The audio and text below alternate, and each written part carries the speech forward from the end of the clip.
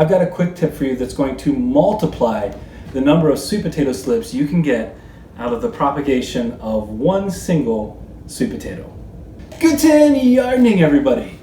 Today I want to show you a little bit of a close-up of a sweet potato slip so you can understand just how these are developing, and one really quick way that we can make a subtle change to this plant that's going to change the entire way it develops, and it's going to result in way more slips per sweet potato.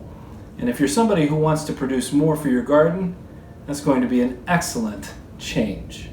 The sweet potato slips that you see right here are being propagated out of some purple passion sweet potatoes that we're growing in a potting mix. I'm not going to spend much time talking about the method by which we're propagating right now, because that's for a later video where we show a couple different methods of propagation.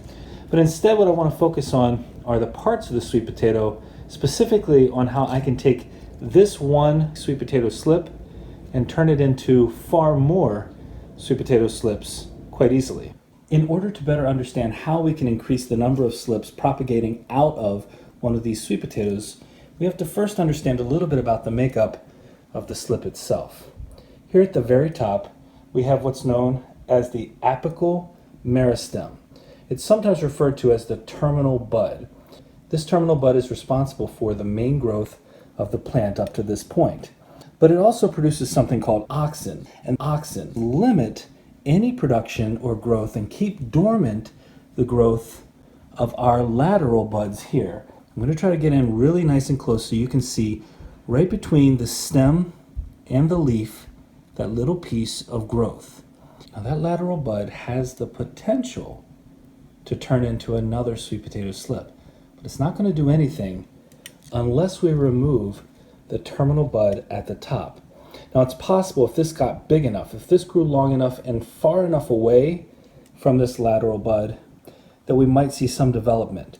But really, all we need to do is to pop this off, to cut this off, remove the terminal bud, and the plant will refocus its growth areas. And in between each one of these leaves and the stem, where we have, I'll show you more of them, where we have these lateral buds, these axillary buds, we have the potential for more sweet potato slips. So what we need to do, and it's very quick, very easy, we need to remove the top here. I'm going to take this off, and then we will see the growth that we want. Now you may have never looked close enough at these to realize it, but in addition to those lateral sprouts, we also have the beginnings, the formation of roots. And unlike potatoes, regular potatoes which develop tubers, sweet potatoes are just root systems that develop, that elongate and expand. And so we've got the beginnings of roots here at each of these nodes. When I talk about nodes, I'm talking about the space where the leaf and the stem join together. So this is a node. So if we can look at this single sweet potato slip right now, we have 1, 2, work our way up, 3, 4, 5, 6, 7. We have 7 different, oh, there's an 8th one right there. We have 8 different nodes. We have 8 different spots where we have a lateral shoot that could turn into its own slip. So from this one, I could technically get at least 8 cuttings that could turn into 8 additional slips. But again, what I would want to do is to remove this terminal bud here at the top, and I'll just clip it right here. I can still try to save this one even though it's a little bit smaller. Just cut it right off at the top, and that will prompt the plant, that will prompt this sweet potato to start allowing these lateral nodes to turn into more slips. So what we could do is, after we've removed the terminal bud, a few weeks later, once we've seen some growth starting out of each of these axillary or lateral buds, we could cut this at below each node.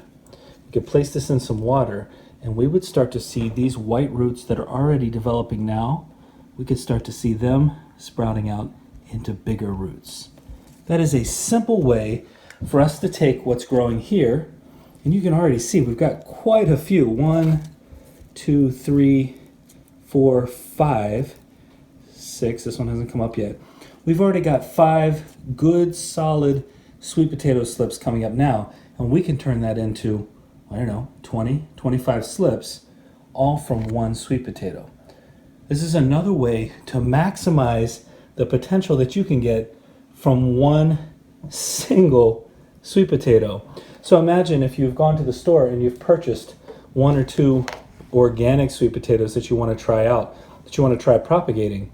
You could get an entire garden's worth out of just those few. That's one of the beauties of growing sweet potatoes.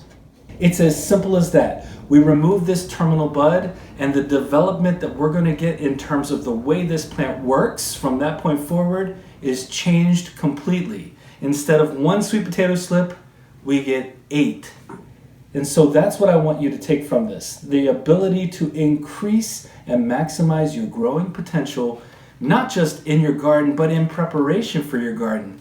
Think of all the money you're going to save and all the beautiful purple passion sweet potatoes we're going to have here in a few months.